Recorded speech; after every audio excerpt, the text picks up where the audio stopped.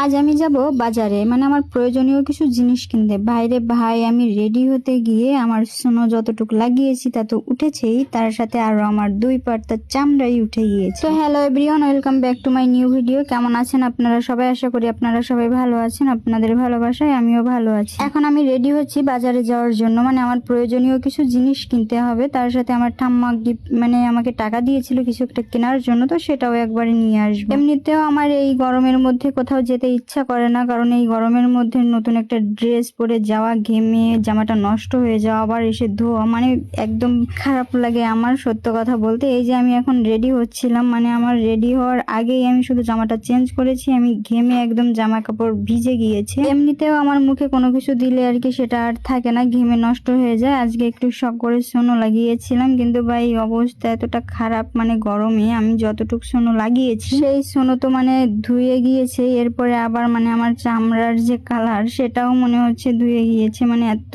পরিমাণে গরম পড়ছে। আর এই গরমে আর কি কোথাও যাওয়া সত্যিই মুশকিল। সেই মুশকিলকে একটু সহজ করার জন্য আর কি আমরা গড়হাটায় যাচ্ছি। গড়হাটা বলতে কি আমাদের এদিকে সপ্তাহে 2 দিন হচ্ছে হাট মেলে, তো আমরা একটু যেদিন হাট নেই সেদিন গিয়ে মানে যেতে চাচ্ছিলাম, কারণ হাটের দিনে প্রচুর লোক হয়, মানে সবাই কেনাকাটা করতে হাটের দিনেই আসে। আর এই যে গরম, এত মানে মানুষের ভিড়ে আমি তো একদম শেষ হয়ে যাব, তার জন্য আর কি গড়হাটাই যাচ্ছি। তো আমি সুন্দর করে আর কি জামা পরে রেডি হয়ে গিয়েছি, এখন চুল বাঁধার পালা।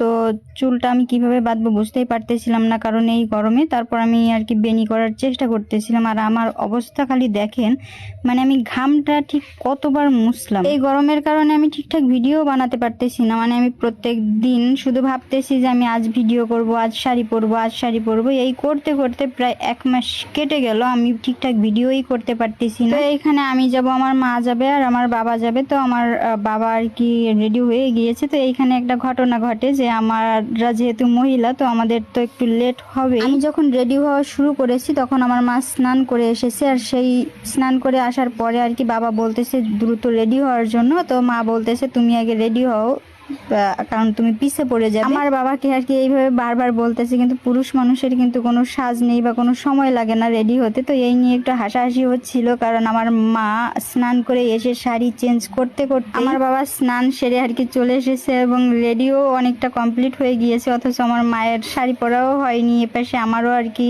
এখনো ঠিকঠাক ভাবে রেডি হওয়া হয়। এই নিয়ে প্রচুর হাসাহাসি হচ্ছিল। আর অন্যদিকে আর কি আমার বেনি করাও প্রায় কমপ্লিট। বেনি করতে একটু কষ্ট হচ্ছিল, কিন্তু কি আর করার, মাকেও বলতে পারতেছিলাম না, কারণ মাও যাবে, মাও রেডি হচ্ছিল, তার জন্য আমি মাকে আর বলিনি। যাই হোক, এখানে আমার আর কি বেনি করা কমপ্লিট। আমি ঠাম্মার টাকা দিয়ে একটা নাকফুল আনবো। তো শুধু যে নাকফুলের জন্য যাচ্ছি তা না, ব্যাংকেও একটু কাজ আছে, তো ব্যাংকের কাজ সারবো, এরপর আর কি আমার নাকফুল আনতে হবে। যাই হোক হালকা করে একটু আমার লিপে একটু লিপস্টিক, মানে লিপস্টিক তো না, এটা চ্যাপস্টিক। আমি চ্যাপস্টিকটা বেশি ব্যবহার করি, আমার কাছে ভালো লাগে, না বেশি লাল হয় না হালকা লাল হয়, হালকা করে আর কি একটু মানে লিপটা একটু হালকা হালকা পিঙ্ক পিঙ্ক থাকে, আমার কাছে খুবই ভালো লাগে। যাই হোক, অবশেষে আমার রেডি কমপ্লিট। আর এই যে দেখেন আমি কি বা এত সময় ধরে সাজলাম, আপনারাই বলেন, মানে যা একটু লাগিয়েছিলাম তাও উঠে গিয়েছে। এরপরেও অনেকে আর কি বলবে যে মেকআপ সুন্দরী কিংবা মেকআপ করে, আসলে ভাই মেকআপ করাতে পারি না জন্য আমার মনেও অনেক আফসোস। যাই হোক, আমরা গাড়িতে উঠে পড়ি আর উঠে সোজা চলে যাই বাজারে, গিয়ে সোজা চলে যাই ব্যাংকে। ব্যাংকে আমাদের একটা জরুরি কাজ আছে, যদিও আমার কাজ নেই, মা আর বাবার কাজ, তারপরেও আমি গিয়ে আর কি বসেছিলাম। আর এইখানে যে পিচ্চি বাবুটাকে দেখতেছে, এই পিচ্চি বেবিটা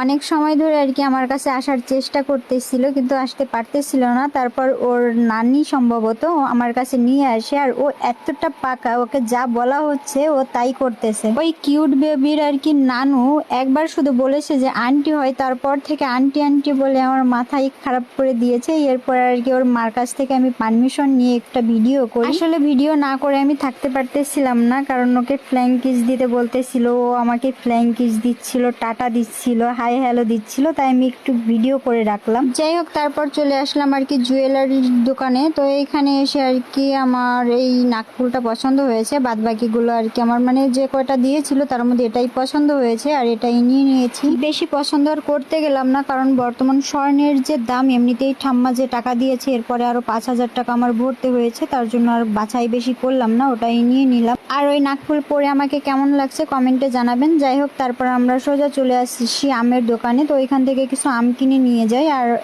2 প্যাকেট বিরিয়ানি নিয়ে আসি। তারপর আমাদের বাদ বাকি কিছু টুটকি আর কি ছোটখাটো কিছু কেনাকাটা ছিল, আমরা কেনাকাটা করে সোজা চলে আসি বাড়িতে। মানে আমি ওইখানে আর পরে ভিডিও করিনি কারণ অনেকটা ক্লান্ত লাগছিল। তো আজকের ভিডিওটা এই পর্যন্তই। ভালো থাকবেন সবাই। আর আমার এই নাকফুলটা কেমন হয়েছে কমেন্টে জানাবেন। টাটা।